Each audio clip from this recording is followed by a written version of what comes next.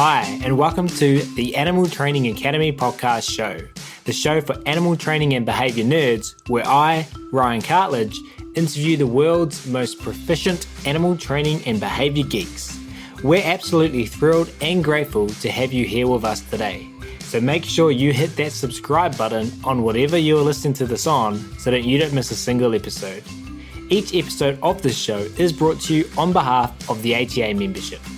And if you like the conversations in this episode, then you're invited to continue them with like-minded behaviour nerds within the membership area, which you can find out more about at www.animaltrainingacademy.com. You'll get access to twice monthly live web classes, the back catalogue of previous web class replays, plus a huge library of videos and projects to help problem solve your training challenges. Plus, we're a sociable bunch with an exclusive private Facebook group and forum areas. It's like a Netflix social media platform for animal behaviour geeks.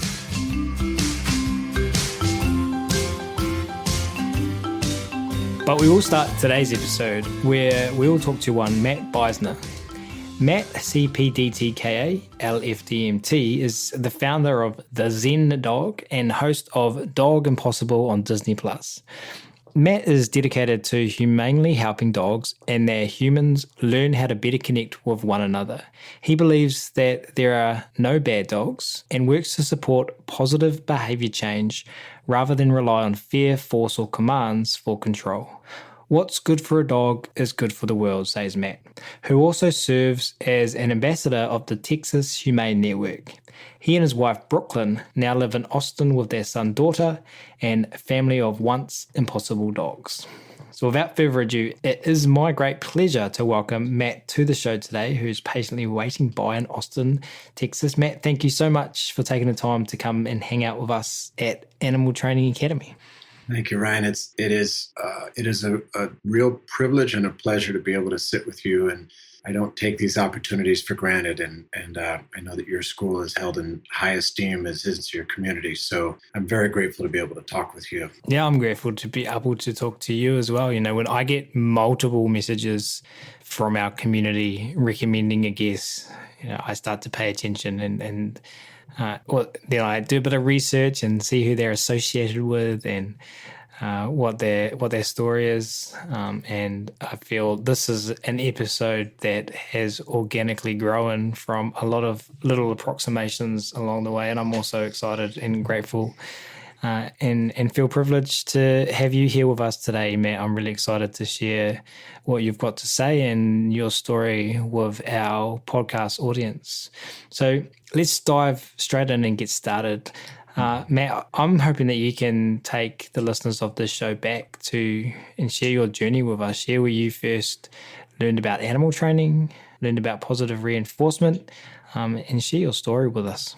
Okay. I want to say a couple of things up front. I just want to acknowledge that I have some fear as I continue to learn how to navigate on a larger scale, how to talk openly and earnestly and productively about my journey. And I also feel that it's important as part of my own personal ethic, if the group will allow it, if your listeners will allow it, to make an amends to your community for the harms that I may have caused in my work when I didn't know better or I knew better and I didn't do better, and how that may have impacted the work that an individual member or the community at large, certainly the humane, NEMA-based, positive reinforcement, force-free communities, fear-free communities, were committed to operate.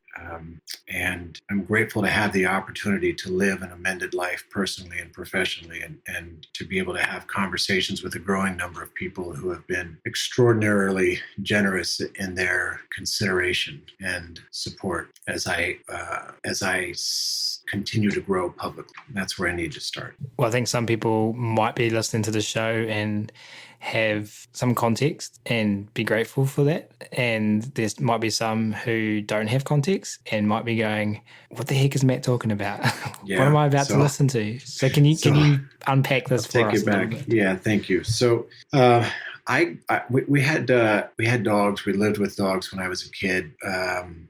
Our family dynamic was like a tire that always had a hole in it, and the dogs were often the patch on that tire. And So having dogs around was a place where I would find joy growing up. And as things went on and I moved into adulthood, actually before I moved into adulthood, I got bit when I was a kid on Halloween. I was about 6 or 7 years old. I got bit by a German Shepherd, and it was nighttime and I was approaching. And a couple of things stand out to me about that. One is that all of the adults there, including the gentleman that was standing next to the German Shepherd on his property as I was approaching out of the darkness in a costume with a mask, with a plastic pumpkin candy bucket, all things not to do. But all of the adults said it was okay because the shepherd was wagging his tail. And obviously we know that that's not the case. And so when I got bit, when I reached for the candy, the shepherd punctured me in my right arm, right in the crook of the inside of the elbow. When I got bit, I think in hindsight, it broke my heart a little bit because dogs were one of the safe places I could go. And the other thing that I didn't realize until speaking at Kim Brophy's Legs in Motion conference, which was also an incredible honor, I didn't realize that I also took betrayal from that. The adults, through no fault of their own, the adults had actually set me up to get bit. So I remained afraid of dogs well into adulthood. And as was the practice in my family dynamic, we didn't really talk about what was happening underneath. A lot of it was just avoiding the feelings, avoiding the possibility of that happening again. I distinctly remember being at friends' houses all through childhood, and they would have dogs, and I was obsessed with where the dog was and what the dog might be doing because I was afraid. So as things roll along, and I find that one way to treat my feelings is through drugs and alcohol, I end up in active addictions. I find myself in a blackout, and I was in my brother's car. My deceased brother had passed on his motorcycle. My younger brother had died on his motorcycle, and I inherited his car. And one night I'm driving his car, and I'm in a blackout, and I hit a couple that's riding a motorcycle. And I just pulled over, and I knew that I was done. I was out of answers for pretty much everything. I was just broke and useless. And so I began my recovery process. And in a couple of months, I met somebody. She and I started dating. And she said, "You can come live with me," which was was much better than where I was living at the time. I'm not sure why somebody would have wanted me as their boyfriend, but she did say that she had a little terrier, and that terrier was aggressive. And I thought, this is just going to be terrible. I mean, I was at a point where as an adult, I would cross the street if I saw a dog coming. The fear had just become that big, and I didn't know how to talk about fear or what to do with fear.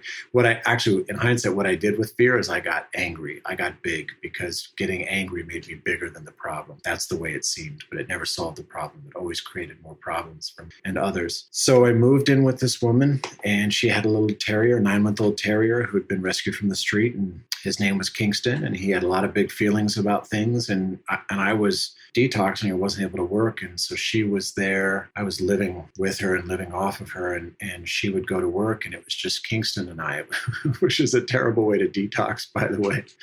And I had seen a show where a TV trainer was able to help a grown man get over his fear of dogs. And I thought, I didn't realize that was possible. And so there was some inspiration in that for me. And I began to commit to helping Kingston, in part because he had to get out. He had to go to the bathroom and do walks, and what little I knew about how to take care of dogs. But that was the beginning of what has led me to where I'm at today, that many people will relate to, and that if we do what's good for a dog, our life changes for the better. Not necessarily changes the way we imagined, but changes for the better. So I did what a lot of people do. I saw some training on TV, got some cards printed up at a cheap online site, and decided I was going to be a dog trainer.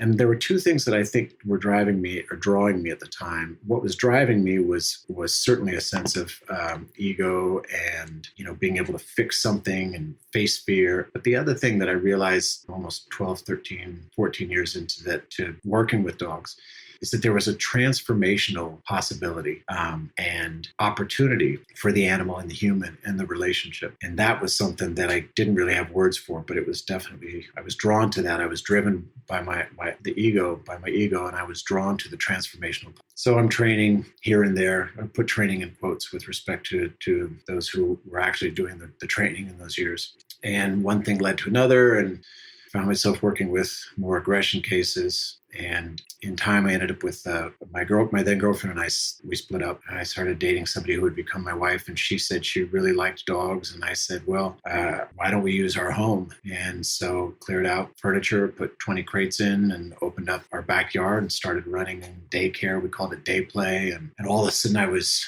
immersed in dogs. It was a fabulous, fascinating, and fraught time because I was learning things here or there. I would go to a conference or read a book, but I wasn't continuing my education, and I didn't have a mentor, and I wasn't accountable in the ways that we learn to be through our education and through our certification, and ideally in the communities that we are a part of. I ended up having an opportunity through a client to open a facility. We did that in downtown Los Angeles near Dodger Stadium, and that facility was known as the Zen Yard, and the name of the company is the ZEN DOG. Cut to, one trains in LA long enough, particularly with aggression cases, then you're going to get a host of clients that are famous, and we had those.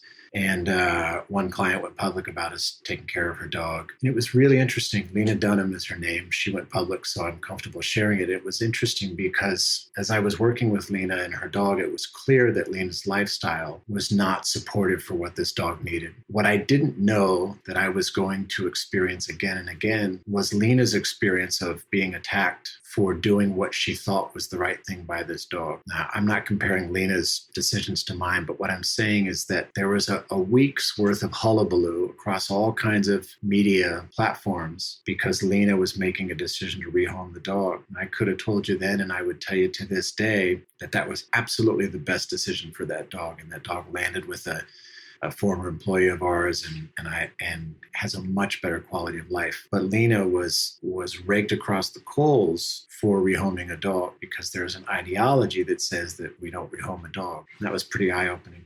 I ended up getting a TV show, Dog Impossible. And I would say, I know I just said that I got a TV show, but I would say that the TV show got me, and I just didn't know what I was in for. And when I saw the rough draft, so for people who aren't familiar with production or a television show of an animal television show, let's say a TV dog training show, the goal in the first season is to get a second season. The goal in the second season is to get a third season. And then there tends to be more leeway to build and develop and negotiate. And what I offered and what I bought into was that I had the way of the Zen dog, and I had the way. And we throw around things like Jedi, and he uses the Force. And that's, I don't mean that ironically. Yeah, I was doing things that were forceful, that were less than humane, that were outside of the Lima principles. So I get to watch the daily. It's called the dailies, but I get to watch the rough draft of each episode for season 1, and then I submit my notes. I don't have a say in what happens after that. I am 100% responsible for the content, for what I did or didn't do on behalf of the animals. And there are some things I definitely wish I had done different. And I saw those things before the world saw them, and I thought, I just wish I had done this better or different. And there's a strange reality about reality TV, just like when you listen to an album that you really like, an album, a CD, a song that you really like, there's a time lapse, so that the first time that the viewer or listener sees it or hears it, it's already happened. But the viewer, as is intended, has an immediate response. And some people had a really positive response, and the general public had a really positive response. And some people, particularly the professional community, had some real concerns. And I don't disagree with any of those concerns. What I didn't expect to find myself in was the center of a controversy with a petition with thousands of names to get me taken off the air, with people calling me all kinds of things, with people telling me that they wish I was dead, which is the same thing as saying, I hope that your kids grow up without a father. I don't think people really mean that when they say things like that. But that doesn't make it easy to read and look at. And I never blocked anybody because I believed everybody had a right to express what they wanted to express. That doesn't make me a martyr. It just means that I was painfully committed to the possibility of having conversations about difficult things. And I stand by that now. And through a series of events beyond my control, I survived cancel culture. And by the time an opportunity for a second season came around, I had, I would say serendipitously, but not coincidentally, reached out to a man named Michael Shikashio. I was having trouble with a dog. That's really what it came down to. And I reached out to him, and I hope I never forget what he wrote. I still saved his email, and it opened with, "Hey, Matt, your name sounds familiar. It must be really difficult for you to try and help dogs with everything that's going on around you." And I was really bracing myself to be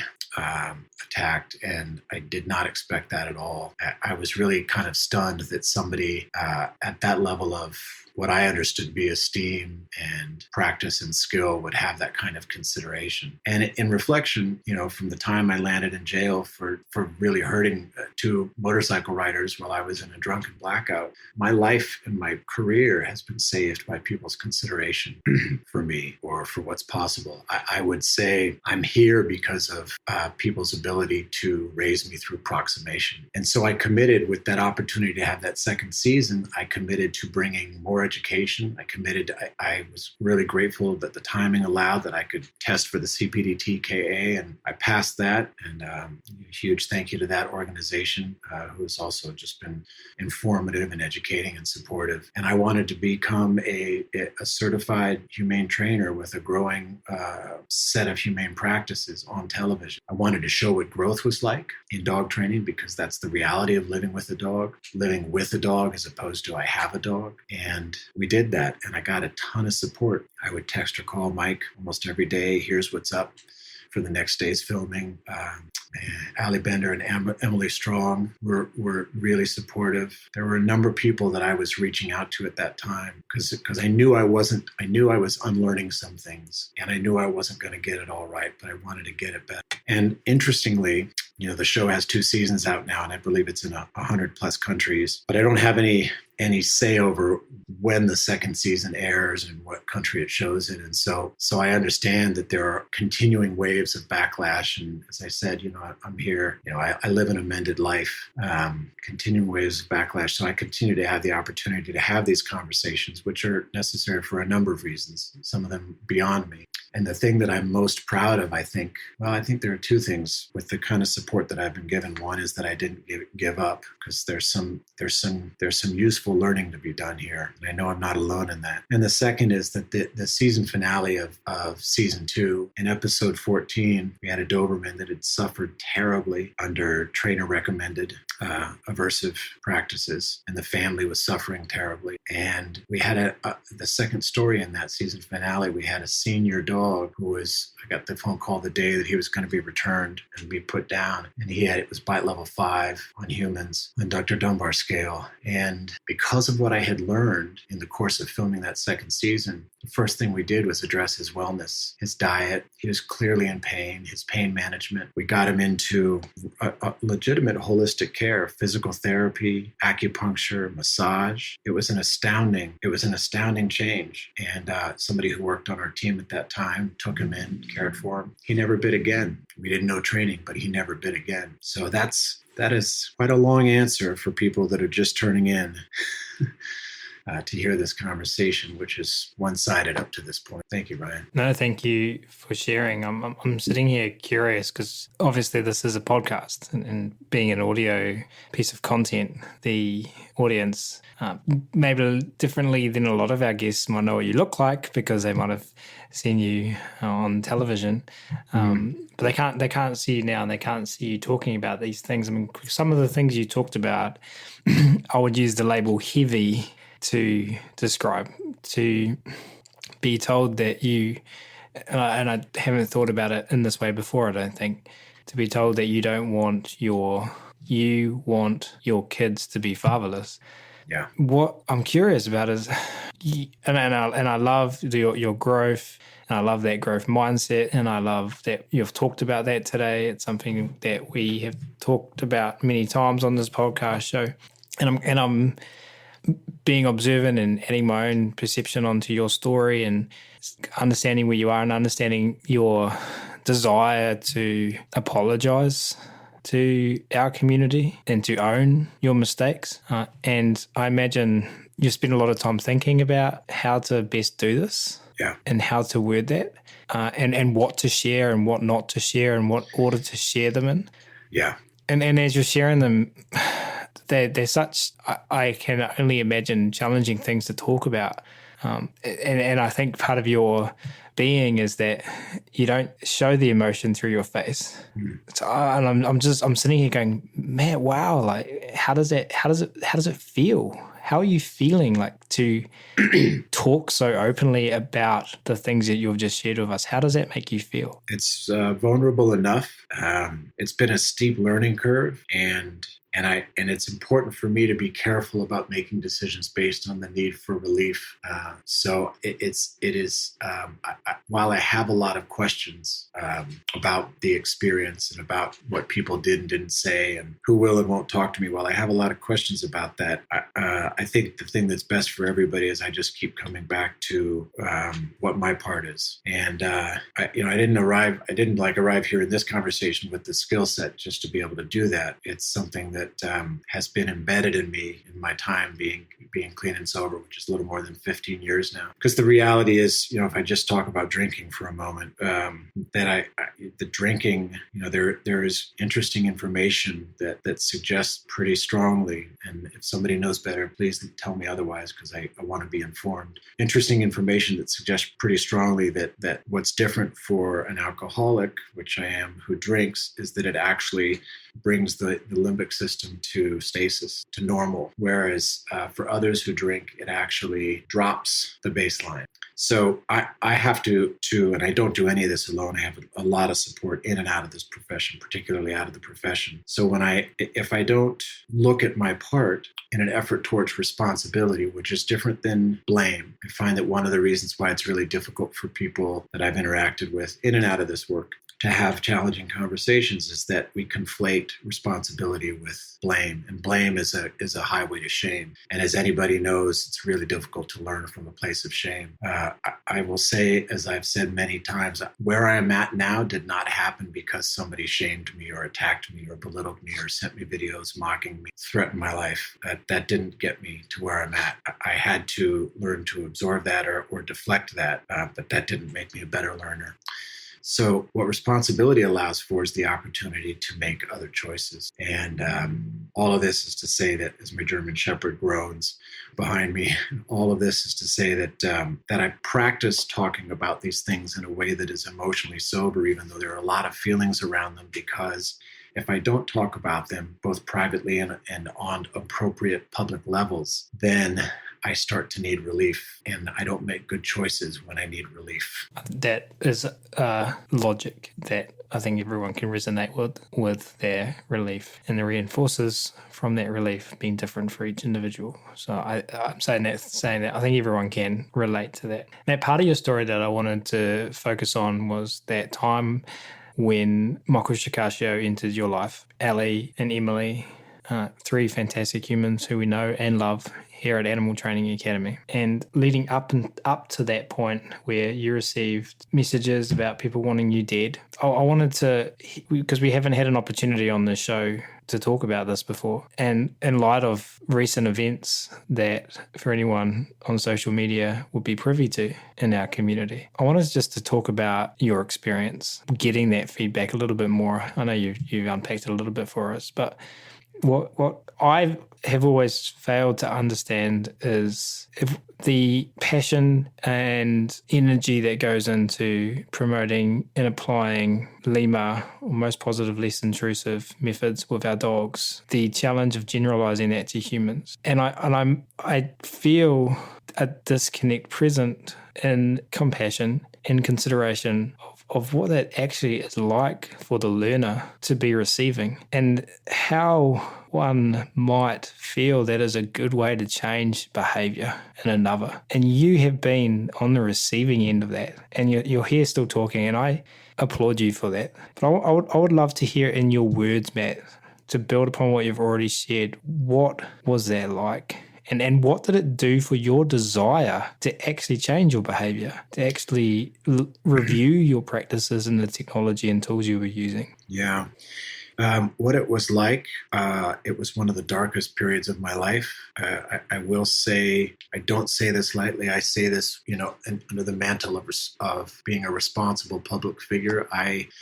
Many years ago, I had lived with and behaved in suicidal ideation for many years. When I got clean and sober, it was made clear to me that we were here to stop living a life of out, and so suicide was taken off the table as an option. That said, it was roughly about 2 years. Those 2 years were two of the, certainly in my 15 years of at that time, my 12, 13 years of recovery, two of the darkest years. And there was nobody to navigate it with for most of that, in part because I was in a unique position, not because I was unique. People get it, they get attacked or canceled all the time. It's reflexive. But there was nobody to really talk to about it. And I was also obligated to promote the show. That was my legal obligation. It was a really confusing and confounding and isolating experience. And it was hard to sleep, and it was hard to eat, and it was hard to think. It was certainly hard to run a business with 15 employees with dogs, most of whom were bite level 3 or above. Took a real toll on my family because I was certainly less available. And I think if Matt now could go back to Matt then, who was 1 or 2 o'clock in the morning looking at yet another Facebook attack or something like that, I think that he would say, let's just turn this off for now, and we could go for a walk, or I don't know that what I was doing was helpful. Although I even under the principle that everybody deserves to be heard. Sometimes, we can be ideologically bound to the point of harm. Like, we'll never rehome a dog. Okay, so that dog's going to stay in a home where it's unsafe, and it was awful. I'm responsible for what I did, so I couldn't quite square why I shouldn't take that level of vitriol. And I'm really glad that I made it out alive, and that wasn't my legacy for my kids. And the way it impacts me today is I get really gun shy. I don't know if that's the best use of word, but I'm trepidatious about entering into most conversations because I don't find that most people are actually, in terms of the social media world, which is where most of us live in or are drawn or driven to, I don't find that most people are operating from a place of a sincere desire to have a conversation. And I think in fairness to everybody, I think about what Dr. Friedman said, behavior works, behavior is functional. And I know that the dog person world is not full of people who are well, not full of people who trust and feel supported by other humans. This is a landing place for a lot of us to begin to practice building a relationship with something that probably won't hurt us. And even if it does hurt us, through a bite or something like that, it won't break our hearts. So having an open conversation about anything can be difficult, particularly where there's misunderstanding, discord, or feelings. And if I think about behavior being functional, what it looks like if I attack somebody, there's a payoff for that. I have to be really careful about that because I have to live my amended life. I'm very, very grateful to and inspired by the growing number of trainers who I think are operating at really high levels of ethics and are willing to talk about how to talk about these difficult things. It's by proximation. I'm not yet certified as a force-free or a fear-free trainer. I think that would be a valuable part of my education. But my point is that I don't. This might surprise or bother or encourage a lot of people, but I think, Ryan, you would be surprised at how many people have reached out to me privately, and I won't say who, but how many people have reached out to me privately who are very high regarded in our field across the highest ethical levels and have shared with me their fears about making mistakes and being shamed and being attacked. And I think, how can that be? I can see how you do it to me, but how could you do that to somebody that's in your community? That doesn't make sense to me. But again, I don't, and I would think, like, as a defense, as a passive aggressive attack, I would say it's hypocrisy at worst or at best. But I think it's probably not hypocrisy. I think it's humanity.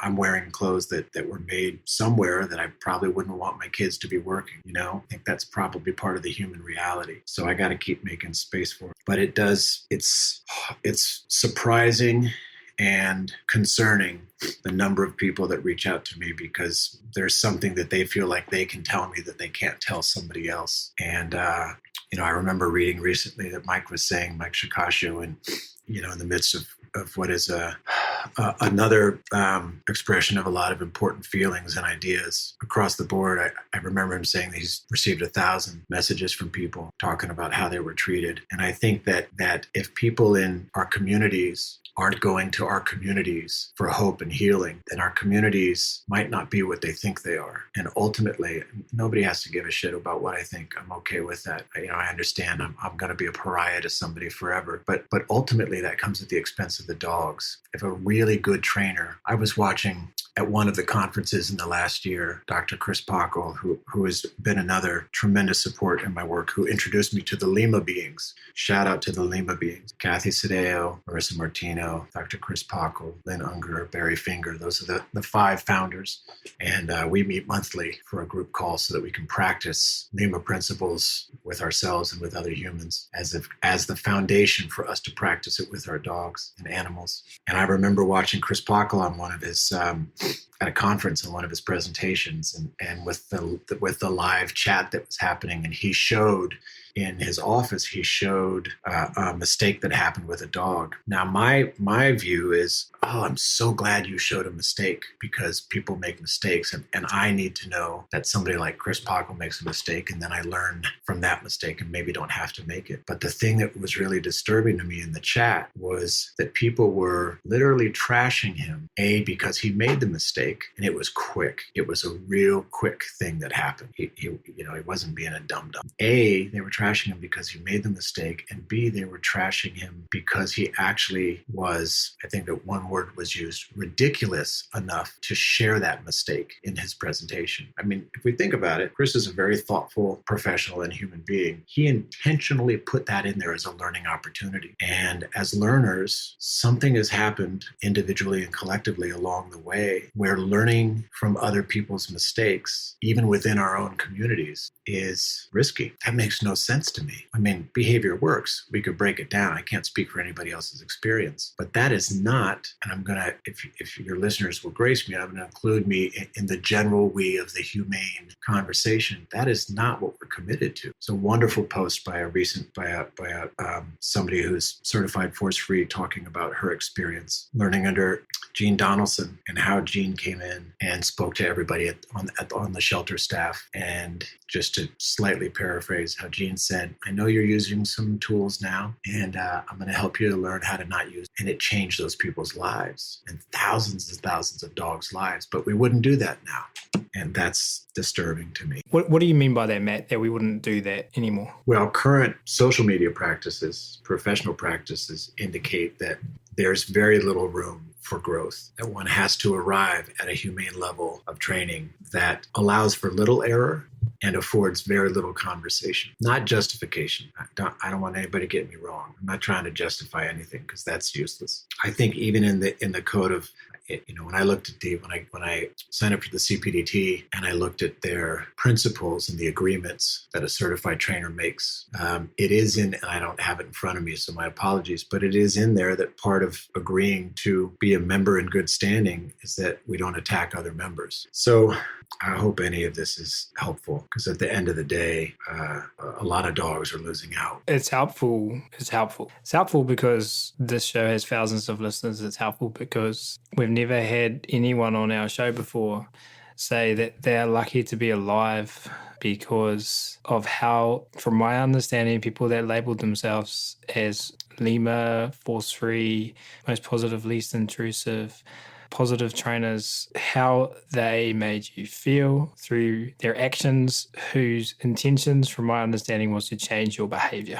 Yeah, and I would say, again, in fairness to everybody, nobody made me feel any way in particular that would contradict what we think we understand about changing emotions in another being. I can just tell you how it felt. It reminds me of Dr. Susan Friedman and Joe Lang offering that emotions track contingencies. And if people are adding antecedents and consequences into your life, which are their comments and their personal opinions about whether you should be alive or not, they are your contingencies, and your emotions are being tracked by them. And I think that is a responsibility that every member of our community has to take into consideration person when they want to change the behavior of any learner? Well, maybe I can split the difference with you that I think that, as generally as principled, certified, educated, humane Lima-based trainers, we agree to take responsibility for our consideration of the learner at the very least. Mm-hmm. Our consideration of, clearly it wasn't without impact, but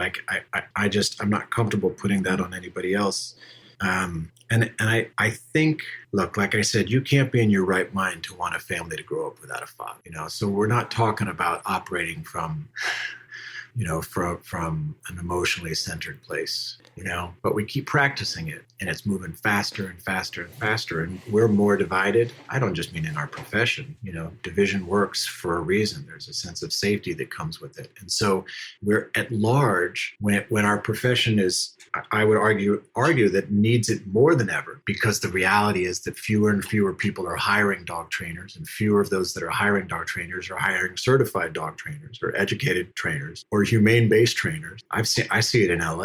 I'm not going to go after trainers. I just know when I'm looking, I travel back to LA once a month, and when I meet with people in person and I say, hey, they say, who can you hook me up with while you're gone till you come back next month? And my list is really short. There's it's almost like a ghost town, what's happening to the R+ community there. And that's because what's most popular right now is, quote, what works, what yields results.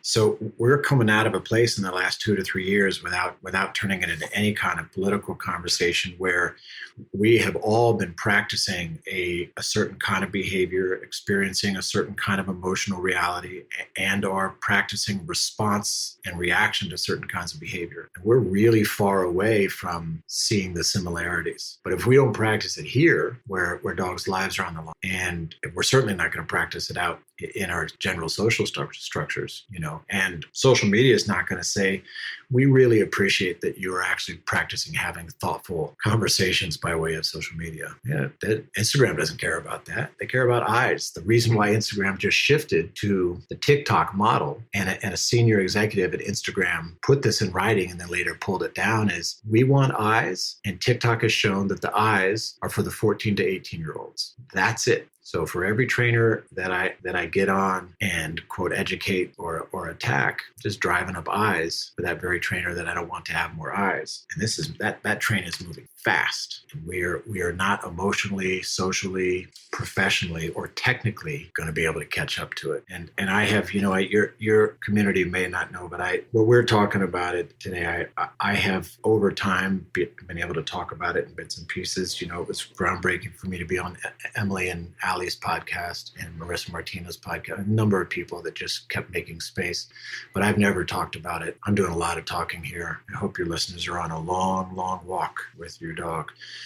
I've never talked about it at this length or at this depth. And I said to you before we recorded, I'm really excited to be here, and I'm scared. And part of it is that really hurt. And part of it is that I don't want to make things worse for anybody or their dogs. Yeah. And then I'm scared too, to have these conversations because of what I observe happen to others. I am scared. We're scared together, Matt. Yeah. Hopefully brave and scared. Yeah. We don't have to go as far as trauma bonding, but it's down the rails if we're not careful.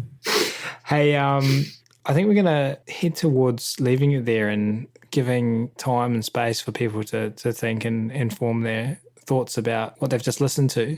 Before we do, though, Matt, could you maybe share the normal question we end with is, what do you want to see happen over the next 5 to 10 years? But what from your experience and your journey, what do you have to say to our community? What do you want to share and tie that into what you'd like to happen over the next 5 to 10 years? Oh, gosh. Thank you again to anybody that's listening. I hope it helps another human help another human help another dog.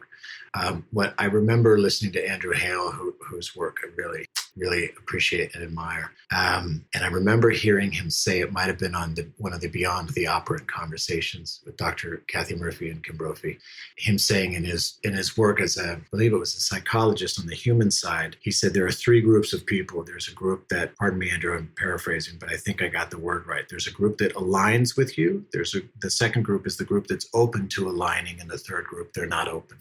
He said, do not spend any time in the third group. But you can work in the first group and you can work in the second group. There's a lot to be done there. And if you work on the fringes of the second group, as I, through my learned life experience and my commitment to growing publicly, I work on that line between group 2 and group 3, the untouchables, the untalkables, the people that are ashamed to talk about how they trained or what they did and just don't talk about it, and they and their dogs suffer. But if I stay in that first and second group, then what I would like to see, really what I'd like to contribute to, is more people feeling more comfortable.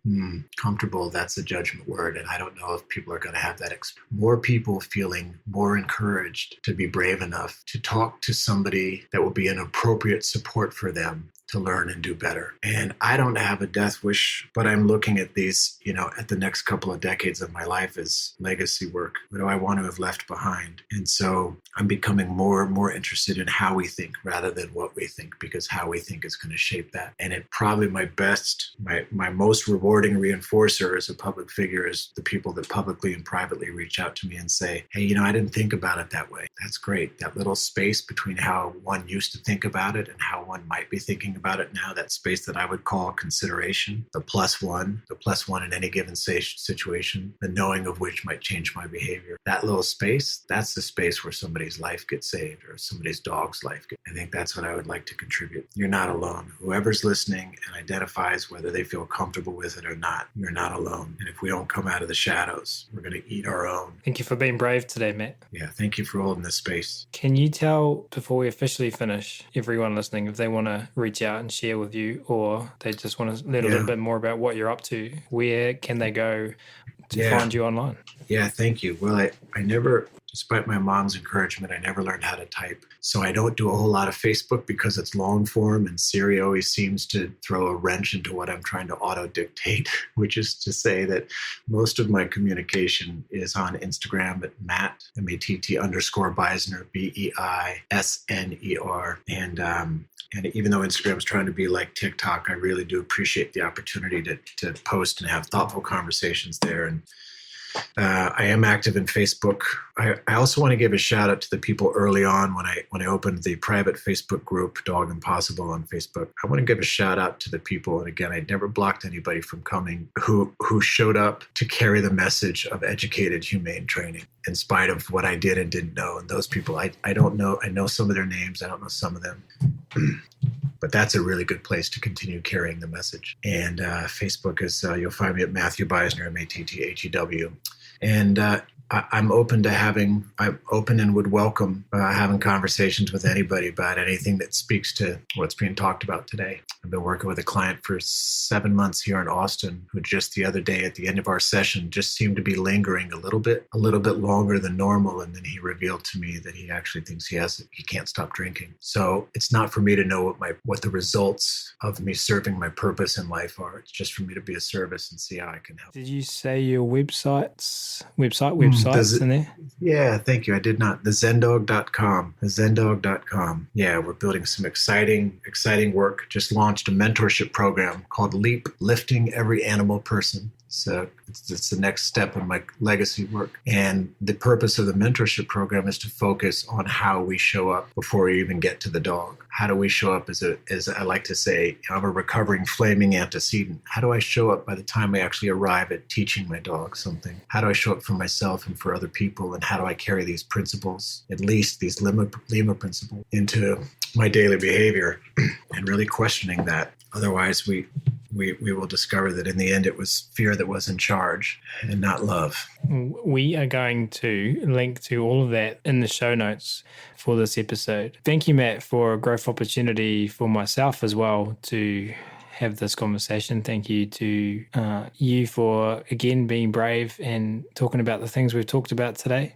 So from myself and on behalf of everyone listening, we really appreciate you and for taking the time to come and hang out with us today. It's really appreciated. Yeah, thank you. Like I said, it's a privilege. Wasn't on my bucket list. And here I am, and I'm so grateful. Thank you. Thank you, Brian. Thank you, everybody. Thank you for the amazing work that ATA is doing.